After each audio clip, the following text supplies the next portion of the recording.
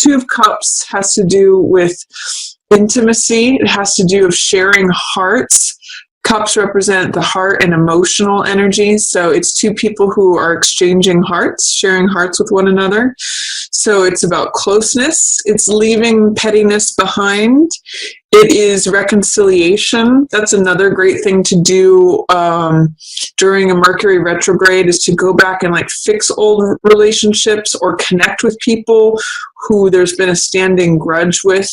Or if there may sometimes during a Mercury retro have people show up from the past. It's also good to reach out to someone that maybe you used to be friends with, and that you want to rekindle a friendship or romance or partnership of some sort. Mercury retro means going back. And the fact that you've got Two of Cups here shows that it could be someone from the past that you rekindle something with, or that you that you make amends with that person, that you exchange hearts and you leave all the external stuff behind, that you just look at each other's hearts and you connect.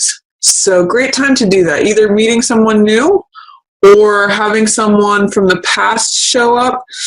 You know, with the Mercury retrograde, I will say sometimes it's not the best time to initiate new relationships. You could meet someone, but I would say, don't move too fast with it. Take it slow, at least until Mercury goes back direct, because sometimes communication can be challenged during Mercury retro time. But you've got some nice partnership energy regardless with the beginning of January, Capricorn. And some of you are going to have your birthdays around here too. So it's birthday season for Capricorn, so some of you may be spending your birthday with a special someone if your birthday's in the beginning of January. Then I also see you've got the King of Swords in reverse. Now this is someone who, sometimes it can be an air sign, so that's Aquarius, Gemini, or Libra. And King of Swords is someone who's usually in alignment with the truth. This sword represents the truth that he holds. And these sheaves of wheat and oak leaves represent experience and knowledge. And I call this card King Solomon quite often because he is very analytic. He's very rational. He makes decisions that are fair and true, in alignment with the truth. He's wise. He's knowledgeable. And he's usually in a position of authority. So this could be a boss. It could be an elder. It could be a father figure, uncle, someone that you interact with who's older or wiser. But the fact that he's in the reverse position here says that he's not really showing up as in support of you right now, Capricorn. I mean, this could be like old tapes that play in your head from your father. I'm especially seeing that he's looking away from this relationship. So if there's a father figure or an older person who is disapproving of this relationship, that can be indicated by King of Swords in reverse, looking away from Two of Cups. It may be that this is a relationship that's not approved of by the father, or the old childhood communications are not. It's not in alignment with someone who a father figure would approve of, or it's right now this person is not in support of you, Capricorn, whoever this may be. It could just be a King of Swords archetype, or it could be one of those air signs, but they're not themselves, or they're not in alignment with you. This is very happy energy. This is very connected. This is very heart-centered.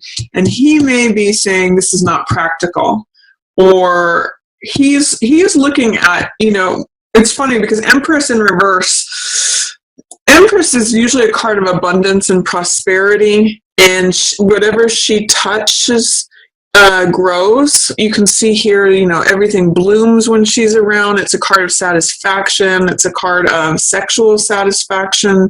It's a card of abundance, fertility. She's usually the pregnant mother. So it's a card of creativity, of when things flourish and blossom and bloom.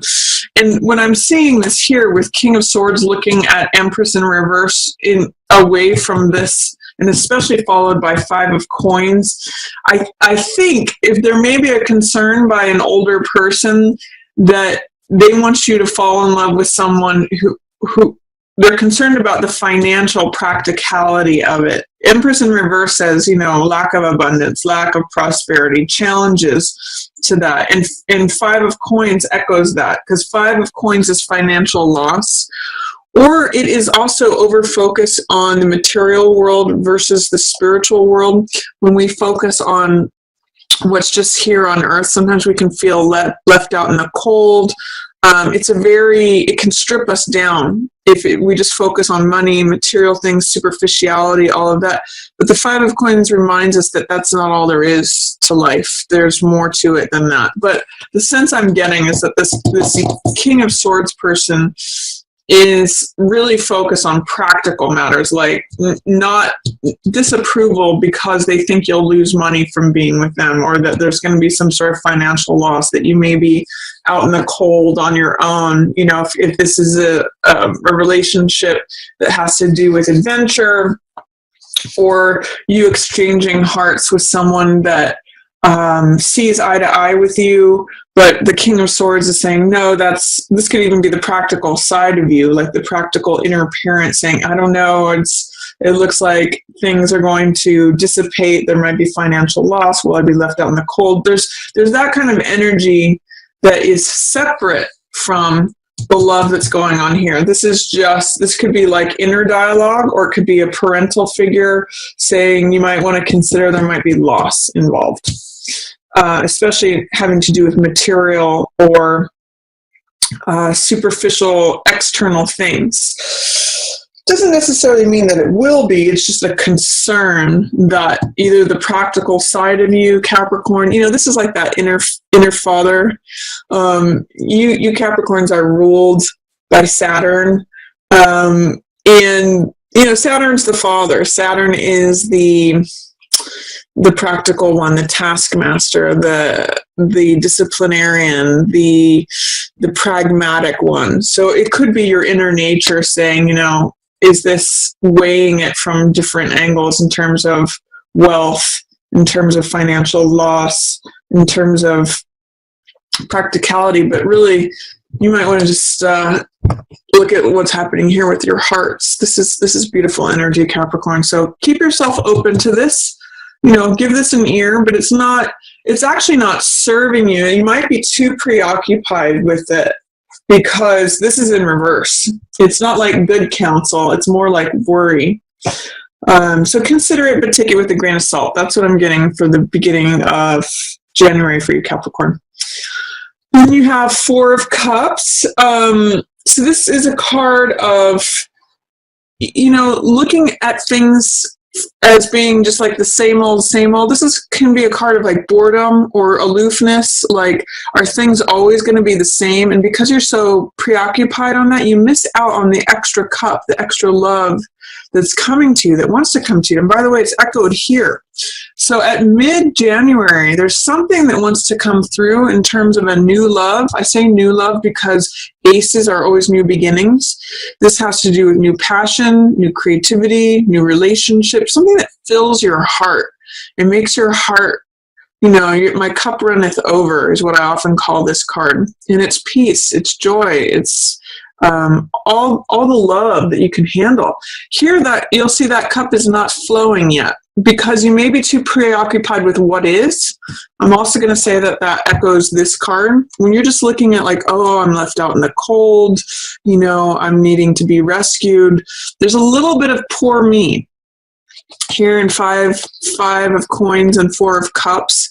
This is like preoccupation with the self. And what this card says is look up and out of yourself, grab some enthusiasm. Both Page of Wands and Five of Wands are fire cards. This is all about Mars energy. This is about competition, enthusiasm. I sometimes call this card playing versus fighting. And what I'm seeing here with Page of Wands and then Five of Wands, I'm seeing like get involved in the fight, get involved in the competition, get involved in the sport.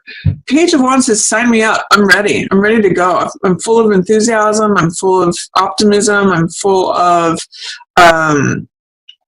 vigor and fire, and I'm ready to go. And Five of Wands is there in the fight. This is sports. This is competition. This is like if you are competing for something, like for some reason I'm thinking of actors who are competing for a role, and this guy's trying out too. Like he's saying, let me try out. So there's some way I'm going to say get in the game in the middle of January, because you're ready. You're fired up. That's what this says. This is a lot of Mars energy. That's warrior energy. So there could be a lot of competition, but I see that you're ready for it. And by the way, it could be really fulfilling. Instead of sitting by the sidelines and saying, oh, life is so boring, this is all there is. This reminds me of that song, like, is this all there is? Because this can be a little bit of a card of depression, or a card of feeling aloof, feeling disconnected from the world, feeling like, yeah, it's just the same old thing. I'm getting in my car, I'm driving to work, it's routine, it's on and on and on. But if you get in the game, if you get energized and passionate and jump in there, look at what's on the other side of that. My cup runneth over. So I'm going to say, Capricorn, if you're feeling like in the doldrums at all, or if you're feeling disconnected from life, or any sort of feelings of like, is this all there is? Access that young, enthusiastic, passionate side of yourself, that fiery side. Or even, connect with like a young fire sign, Leo, Aries, or Sagittarius. Page of Wands can literally be a young fire sign. I'm getting this is more you and the young side of you, being optimistic, being enthusiastic, being willing, getting in the game.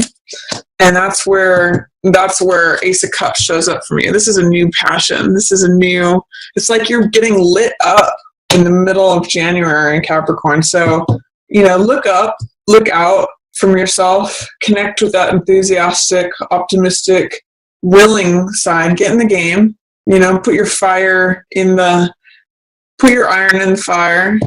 And then this is what comes, Ace of Cups, new passion, new joy, new fulfillment. I mean, it could even harken back to this relationship here. So then at the end of the month, at the end of January, I've got Chariot in reverse, Magician in reverse, Eight of Swords in reverse, and Fool in reverse. So there's something that you want to accomplish, but I don't get the sense that you're believing in yourself enough. So Chariot in reverse says, Chariot in the upright position is all about victory, domination. In some ways, it's kind of got some Capricornian themes. It's crossing a finish line. It is having a goal and achieving it. It's being single-minded on that goal. And it is trusting your intuition to know which way to turn, to make quick decisions based on instinct. Chariot balances the left brain and the right brain. Chariot balances the conscious mind and the subconscious mind because he trusts his intuition. That's what these crescent moons represent, is accessing that side of us that we just have this gut feeling. We know, like when we talk about being in the zone, that's what this card's about. Going with the flow.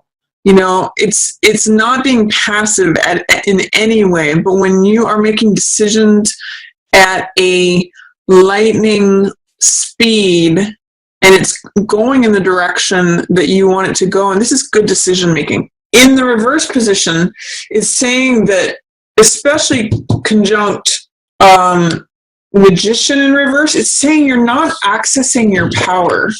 You're doubting yourself. Because Magician, both of these are about concentration and focus.